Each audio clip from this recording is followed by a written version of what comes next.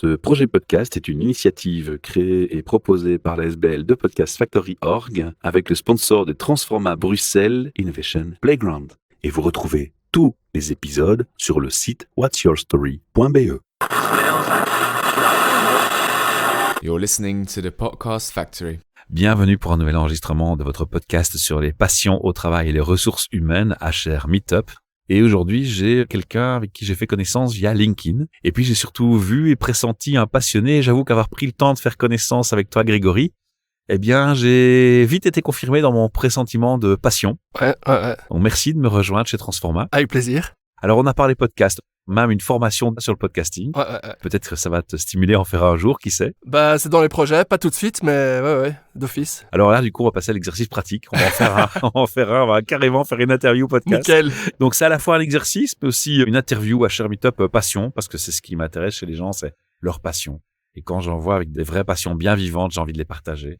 C'est ce qu'on va faire aujourd'hui avec nos auditeurs. Alors, j'ai une question que j'adore, c'est toujours ce rêve d'adolescence. Je trouve que c'est tellement parlant. De ton rêve d'adolescent à ce jour, Grégory, que s'est-il passé? Et puis surtout, est-ce que tu es aligné avec ce rêve? Oh, sacrée question. Mon rêve d'adolescent, quand j'étais enfant, c'était vraiment être dessinateur. Et donc, mon rêve d'adolescent, ça doit être finalement, oui, soit être musicien, soit être acteur, quelque chose comme ça, à mon avis. Côté un peu artiste. J'ai du mal à le cacher, mais ouais. Côté un peu artiste, tout à fait, clairement. En tout cas, clairement créatif. Oui, malgré moi, des fois, j'essaie d'être un peu plus rationnel, mais en fait, non. Enfin, c'est une force aussi, la créativité. Parenthèse, je pense que ça vient, en tout cas dans mon cas, du fait que j'ai énormément développé mon imagination quand j'étais petit, parce que j'adorais jouer. C'est bien, c'est un bon argument. En gros, quoi. Et donc, pour répondre à la question, est-ce que c'est aligné à ce que je fais maintenant? Oui, j'ai beaucoup investi dans la musique.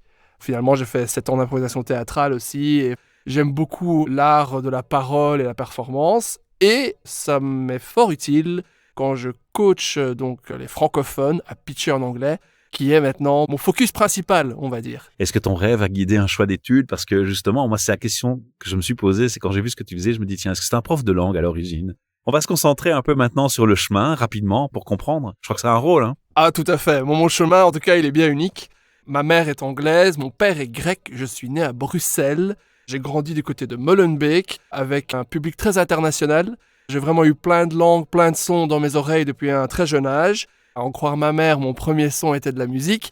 J'avais une facilité pour chanter, pour la musicalité, pour ce genre de choses. Et j'ai eu un parcours de vie qui a fait en sorte qu'à un moment, j'ai dû faire un choix pour mes études, parce que je ne savais pas quoi faire, en fait, parce que malgré ma musicalité, en fait, j'avais été au cours de solfège, mais ma mère m'avait enlevé du cours de solfège à un moment parce qu'elle trouvait que l'enseignement était en train d'enlever ma joie naturelle pour la musique. Ah, c'est un feedback intéressant, ça. Le sujet de podcast à lui tout seul. Il y a plein de choses à dire là-dessus sur l'enseignement. Voilà.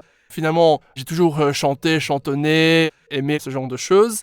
C'est à 11 ans que j'ai eu ma première guitare, qui venait du village en Grèce, qui était désaccordée et qui faisait mal aux doigts. En fait, avec un prof qui plaisait pas à maman, un prof qui plaisait pas à papa, j'ai un peu abandonné, progressivement. Il a fallu attendre bien plus tard pour vraiment que je me reprenne la musique. Mais pour retourner à la question de base, je suis devenu logopède. Il y a un lien. Et on va arriver au lien. Pourquoi est-ce que je suis allé vers la logopédie? Parce que j'avais un intérêt et une fascination pour les sons, la production de la parole, et que en logopédie, on avait des cours de psycholinguistique qui m'intéressaient. Comment on perçoit la parole à un niveau psycholinguistique, et tout ce qui avait à voir avec la voix, en fait. Et sans trop rentrer en détail, le système belge n'était pas idéal à l'époque parce que j'ai dû choisir mon sujet de mémoire avant d'avoir eu le cours en voix, ce qui fait que j'ai choisi un mémoire en psycholinguistique, ce qui m'a fermé des portes parce que, en fait, moi, ma passion, quand j'étais à l'UNIF, c'était la voix. Donc, travailler en tant que logopède spécialisé en voix, rééducation de chanteurs, notamment de professeurs et personnes qui perdent la voix. Si je comprends bien, tu as fait ces études de logopédie, tu as découvert ta passion et tu en as fait maintenant ton métier. C'est ce genre de parcours inspirant que je veux mettre en avant. C'est ces gens qui savent se réinventer, se dire « moi, c'est ma passion et mon cœur que j'écoute ». Oui, en fait, le lien n'est pas direct, on va arriver. J'ai fait ma spécialisation en voix, mais le domaine de la voix en Belgique, pour être logopède en voix, on est en fait souvent mal payé et c'est difficile, en tout cas c'était comme ça à l'époque, parce que qu'on soit master, j'étais master, ou qu'on soit bachelier, c'est le même barème.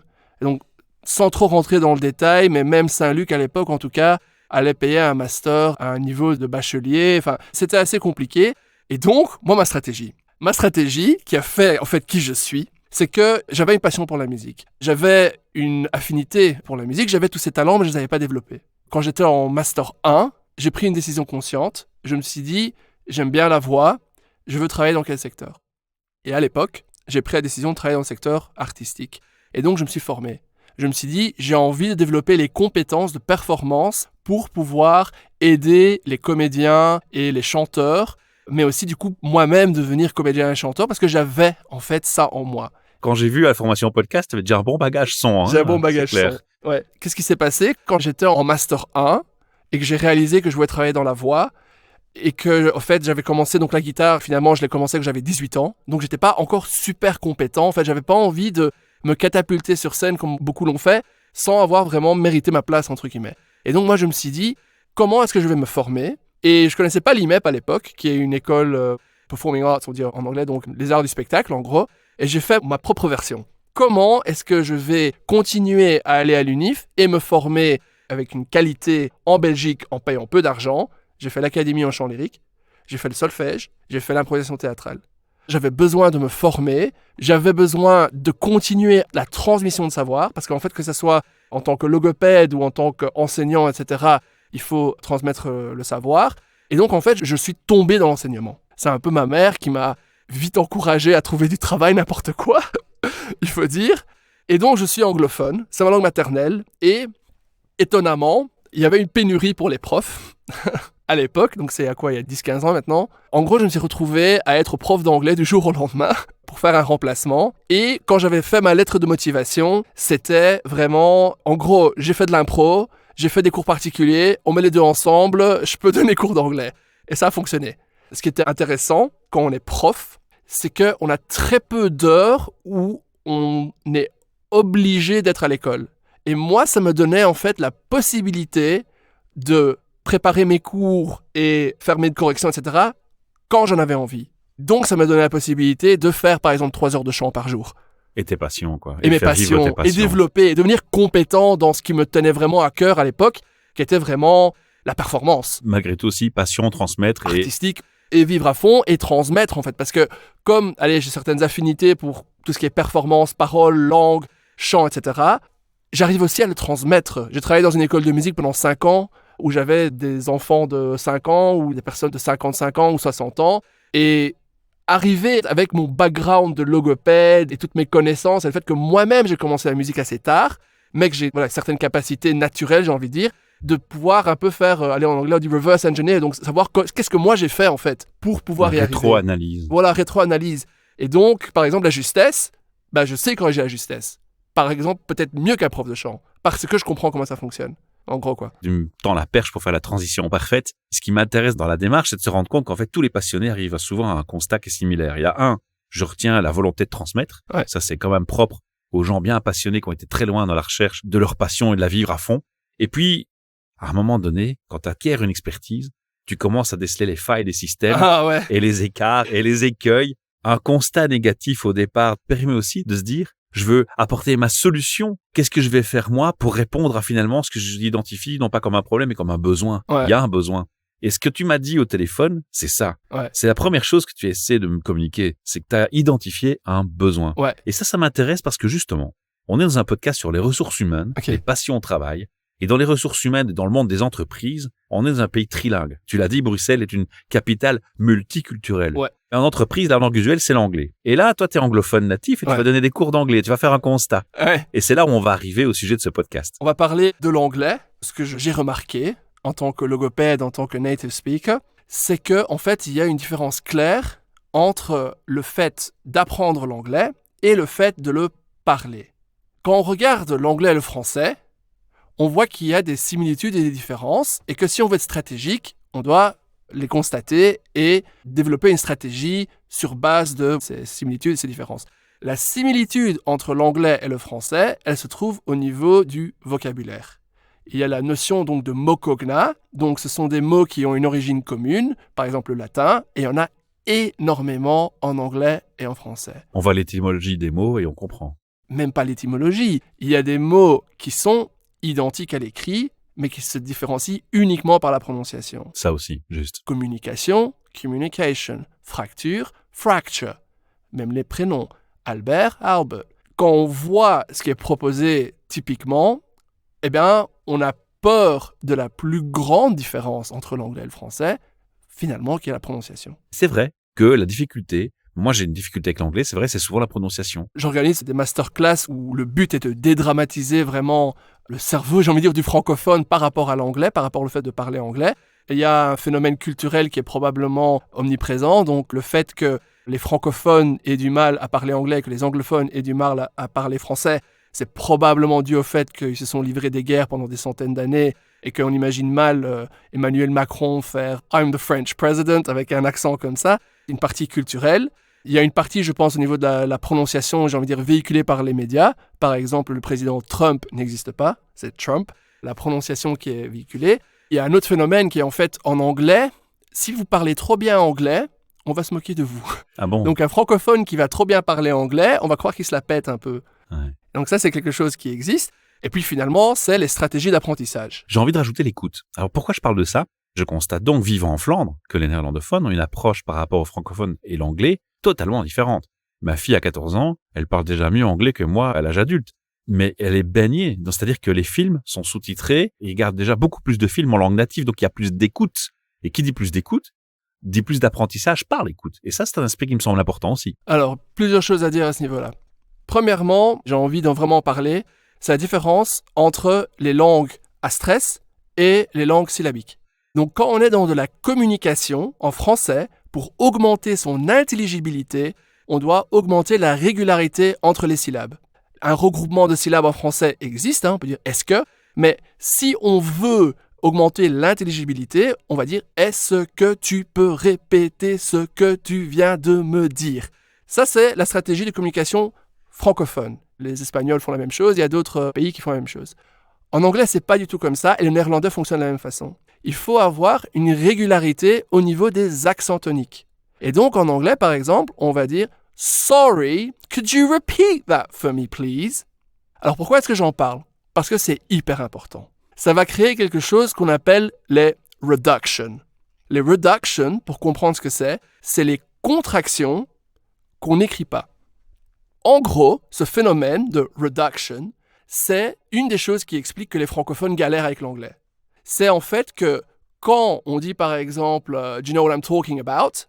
Eh bien, il y a, si je le dis lentement, si on comprend ce que je suis en train de dire, je vais le dire lentement parce que je sais le faire, vous allez entendre qu'en fait, je ne suis pas en train de dire « Do you know what I'm talking ?» Je suis en train de dire « Do you know what I'm talking about ?» Et donc, en fait, beaucoup d'éléments qui ne sont pas les éléments avec des accents toniques vont être détruits. Et c'est ça qui est important, en fait. Et le néerlandais va fonctionner de la même façon. Pourquoi est-ce que c'est important? Parce que, oui, les néerlandophones sont bercés dans de l'anglais, donc plus que les francophones. Donc, il y a un facteur qui joue sur Il y a cet un aspect. facteur qui joue à ce niveau-là, mais en fait, c'est au niveau de la génétique, entre guillemets, de la langue qu'il y a une différence. C'est ça le truc. Ce phénomène est hyper important. Ça veut dire que on va apprendre un mot de vocabulaire en anglais, on va mal le prononcer, ou alors on va le prononcer convenablement, mais de façon isolée, or que quand il est dit en contexte articulatoire, donc quand il est dit avec des mots... Et tout le reste mis de la même façon, voilà, avec la même il approche. va être déformé. D'accord. Et donc, si quand nous on parle, quand le francophone parle, il n'est pas conscient de ce phénomène, il va y avoir un problème parce que, il y a théorie motrice de la parole, mais en gros, on a plus facile à comprendre les personnes qui parlent comme nous. Si on est à Bruxelles, on va comprendre les Bruxellois plus facilement. On dit toujours, quand tu veux bien parler une langue, pense déjà dans ta tête dans la langue nativement. T'as plus facile à parler la langue, en fait. Et ça va peut-être aussi indirectement influencer ces éléments, ou pas. J'essaie de répondre exactement à ta question. Oui, en fait, si tu veux, pour comprendre la parole, il faut comprendre que c'est quelque chose de moteur. Et donc, on en parlait à un moment, quand tu conduis, tu es hypnotisé. C'est le même mécanisme, c'est les apprentissages procéduraux, en fait. Quand tu es dans une langue, eh bien, tu vas avoir des habitudes motrices. Le fait de penser au préalable dans la langue dans laquelle tu vas parler va, si tu veux, mettre en avant ses habitudes motrices. Il va préparer le terrain. Va préparer le terrain. C'est un conseil pertinent. C'est un conseil pertinent, premièrement. Si je vais quand même dire un deuxième truc, une grosse astuce, le mot le plus important à apprendre en anglais, c'est ou parce que à chaque fois que vous hésitez en français, vous êtes en train de rentrer en français, vous allez réfléchir en français et votre prononciation va être affectée. Et je vais le démontrer en espérant pas trop bien réussir l'exercice. Je vais réciter l'alphabet, ou alors peut-être je vais compter parce que je l'ai moins fait, et je vais changer de langue à chaque fois, et vous allez remarquer qu'en gros ça va être la panique. Ok. 1, 2, 3, 4, 4, 5, 6, 7, 8. C'est une charge cérébrale. Et là, je ne l'ai pas fait, mais on peut avoir des mélanges, des accents qui se créent, carrément. Parce que, en fait, ça rejoint un petit peu ce qu'on dit, mais l'accent, on en a parlé quand même un petit peu, c'est quoi ? C'est, si on veut, une paresse motrice ou une habitude motrice. Donc, en gros, on a pris l'habitude de faire les choses d'une certaine façon, et quand on parle une autre langue, on va garder cette façon de faire, sauf si on fait des efforts pour ne pas le faire. Et quels sont les efforts à faire ? Déjà l'immersion, pas l'immersion sauvage, mais bon, l'immersion structurée est plus efficace. Le fait d'avoir un schéma moteur clair, ça va nous aider. Et le fait de mastiquer, d'avoir la musculation, d'avoir le nécessaire pour pouvoir faire les sons et pour comprendre comment ça fonctionne. Il y a aussi les langues qui sont très similaires qui vont poser souci. Justement, quand tu dis les langues qui sont très similaires posent souci, imagine maintenant ce qui se passe quand tu prononces un mot anglais à la francophone, un mot qui est identique. Ouais, c'est ça. Tu es en train de te créer des problèmes au niveau moteur. Moi, quand je donnais cours avant aux agents de voyage, quand quelqu'un disait « OK, I will talk to you about Paris » and now, l'accent direct change en fait. Pas uniquement l'accent, mais c'est la langue dans laquelle on réfléchit et tout le moteur qui va avec, quoi. La difficulté de l'enseignement traditionnel est que on va en fait donner des valeurs sur les éléments qui sont broyés à l'oral. Et ça fait partie des problèmes et de la frustration. Parce que finalement, parfois, j'ai des gens qui sont un peu traumatisés de l'anglais. Et c'est à cause de ça, en fait. Parce que si moi, maintenant, je dis « What's your name ?» ou si quelqu'un répète bêtement et dit « What's your name ?» eh bien, cette personne-là, je l'envoie dans les bas-fonds des méandres inférieurs que niveau 1. Or que ce que cette personne a dit « What's your name ?» ressemble énormément à « What's your name ?» Par contre, si quelqu'un va dire « What is your name ?» lui, il peut aller niveau 7, niveau 8, niveau 9, niveau 12. Et voilà, il a son C1. Or que, en fait, en compréhension, c'est fort différent. Voilà. Le lien à la réalité. Oui. Depuis combien de temps accompagnes-tu les entreprises ? Ça fait depuis le début de l'année que je suis vraiment axé là-dessus, quoi. Comment tu fonctionnes ? Qu'est-ce que tu vas faire ? Qu'est-ce que tu vas proposer aux entreprises alors ? En fait, l'apprentissage des langues, c'est une chose. Le fait d'être performant dans une situation donnée, c'est autre chose. Et donc, les entreprises ont besoin de ça. Ils ont une mauvaise analyse du problème. Ils disent « Tu n'es pas bon en anglais ». Faux. Tu ne sais pas performer dans ta tâche en anglais. Et donc, c'est très facile d'avoir des résultats dans une situation claire, en utilisant la méthode que j'ai développée finalement, qui est Identify Script Flow. Et donc, on va d'abord travailler avec quelqu'un, on va identifier son problème. Et donc, son problème, parfois, c'est des problèmes, il y a un manque de connaissances. Déjà, on ne comprend pas la parole, donc la parole est fortement anxiogène, souvent, parce que on ne sait pas la corriger a posteriori. Il y a plein de problèmes à ce niveau-là. Il y a les croyances limitantes, par exemple. Voilà, je suis francophone, je ne sais pas faire un TH. Faux. Ça prend 2 heures pour faire un TH. À l'avoir vraiment, qui commence à être un peu automatique, quoi. Le the, quoi. Parenthèse, c'est le fait qu'il faut utiliser le visuel. Je vais un peu embrayer, mais je vais vous donner un gros tips. Ce n'est pas au niveau de l'oreille d'abord qu'il faut travailler un son. On peut d'abord faire le son avant de percevoir la différence. Et c'est contre-intuitif. Pas mal. Ouais, on va avoir plein de petits tips en sortant de cette capsule podcast, ça c'est bien. Voilà. Quelqu'un qui est en entreprise, il va avoir une situation claire. Il va avoir un problème clair qu'on va identifier. Problème au niveau de ses connaissances. Parce qu'en fait, par exemple, un manque de confiance, c'est souvent un manque de connaissances aussi. Il faut dire ce qui est. Ça déstabilise la confiance parce que tu sais que tu as de méconnaissance. Voilà, c'est ça. Et donc, une fois qu'on a identifié ces problèmes spécifiques et qu'on a utilisé toute une série de méthodes que j'ai développées pour être vraiment efficace, eh bien, on arrive vraiment dans le fait de scripter. Pourquoi scripter ? Parce qu'on a une situation. Une situation, on a en fait 3 ou 4 façons différentes de dire la même chose qu'on va utiliser de façon régulière. Le but est de maîtriser, au niveau de la prononciation, de l'articulation, ces expressions qu'on va utiliser de façon régulière et aussi d'identifier qu'on est en train d'utiliser les bonnes expressions. Parce qu'il y a une partie de l'anxiété qui vient du fait qu'on n'est pas sûr de ce qu'on dit. Et donc là, avec la méthode, on va faire des simulations en situation contrôle de, en gros, ce que la personne va dire et va être susceptible d'entendre. On va travailler ça. Au bout de 3-4 scripts, typiquement, on est arrivé à un stade où on va arriver à ce que j'appelle le flow, mais en gros, en français, c'est moins sexy. L'automatisation, c'est de faire en sorte qu'on est dans une nouvelle situation et on va avoir quelque chose de non scripté. Donc la situation sera maintenue, mais le script, ça sera en freestyle. Mais avec ce qu'on aura travaillé, il va pouvoir puiser dans les différentes versions de la chose qu'on a faite et il va pouvoir choisir celle qui correspond. Wow. L'avantage du script, c'est qu'on élimine une des grosses difficultés, parce qu'en fait, les difficultés du francophone, principalement pour l'anglais, sont la prononciation et l'utilisation des temps. L'utilisation des temps, finalement, ça devient de la philosophie. Entre le past simple et le present perfect, par exemple, en gros, pour ceux qui écoutent, past simple, c'est une expérience unique qui est arrivée. Present perfect, c'est le résultat d'une infinité possible d'expériences. Et ça l'envoie vers le présent, c'est tout. Et donc, pour savoir qu'on est dans le passé, en gros, pour le past simple, parenthèse, il faut un indicateur de temps, genre 2 days ago, last week, etc., qui est soit explicite, comme yesterday et last week, etc., soit implicite parce que c'est un lieu, donc I fell down in the classroom, par exemple. Et in the classroom, when did you fall down? When I was in the classroom. Ou alors que les deux personnes qui parlent savent quand ça s'est passé. Genre, how was it? Et la personne sait comment c'était. Et donc, en termes de communication, allez, j'ai encore envie de le dire, past simple, c'est une connotation très personnelle. Present perfect, c'est une connotation impersonnelle. Et ça a de l'importance, en fait, à ce niveau-là. Dans la situation, on peut formuler la même chose avec des temps différents et on s'en fout. Donc, comprendre la subtilité grammaticale dans une situation n'est pas importante. C'est ça, en fait. La question qui va se poser, c'est combien de temps ça prend un accompagnement? On est à 7 sur 10 en moyenne. Et là, toi, t'interviens que sur les 7 sur 10, il faut améliorer le niveau. Combien de temps ça prend? Finalement, c'est un phénomène qui va prendre de moins en moins de temps au fur et à mesure qu'on y investit. Typiquement, quand c'est quelqu'un qui n'a pas encore travaillé avec moi, on peut compter 10 séances pour guérir une situation.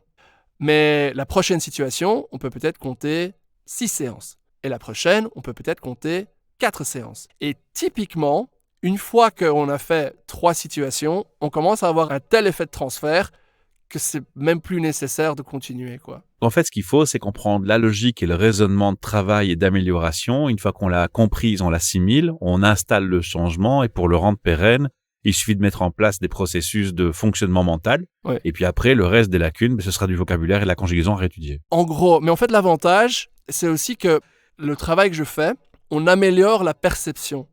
Comme on améliore la perception, à chaque fois que quelqu'un va parler anglais et qu'on ne va pas comprendre ce que cette personne dit, on va apprendre des erreurs. À la place d'apprendre des erreurs, on apprend. C'est pour ça que finalement, après un moment, notre perception, notre compréhension est telle qu'on n'a plus besoin de moi, en fait. Par rapport à ça, justement, on est en Belgique, pays trilingue, j'ai dit tout à l'heure, parfois compliqué. Ouais. C'est le public francophone que tu vises. Ma méthode, on peut l'appliquer à la terre entière. Mais je me focalise sur le public francophone parce que moi-même, j'ai été dans l'enseignement francophone, donc je connais très bien leurs pain points. Voilà, c'est ça. C'est tout. C'est là ta force. C'est un avantage. Maintenant, que ce soit dans le perfectionnement, parce que aussi là, je me focalise aussi sur le pitching. Je peux vraiment aider n'importe qui, même un néerlandophone pourrait bénéficier de ta méthodologie. De ma méthodologie, mon savoir sur le fonctionnement de la langue anglaise, en fait. Parce que, parenthèse, quand on présente, on doit mettre des variations de rythme et de mélodie. Et en fait, en anglais, il faut identifier quelles sont les syllabes et il faut vraiment insister dessus par rapport à d'autres langues. On dit toujours qu'on chante quand on parle. Quand tu joues sur les accents toniques ou pas, tu fais quoi? Tu fais un peu quelque chose qui est comparatif à un chant. Quand tu parles, quand tu t'exprimes, c'est presque un chant. En fait, certaines langues vont avoir plus ou moins de similitudes avec le chant. Par exemple, l'anglais... L'italien, typiquement, c'est une langue qui chante. L'italien, en fait, c'est les voyelles ouvertes qui font que c'est quand même proche, en tout cas, de la technique genre chant lyrique, bel canto, etc. Puis après, je pense qu'il y a la mélodie de la langue elle-même.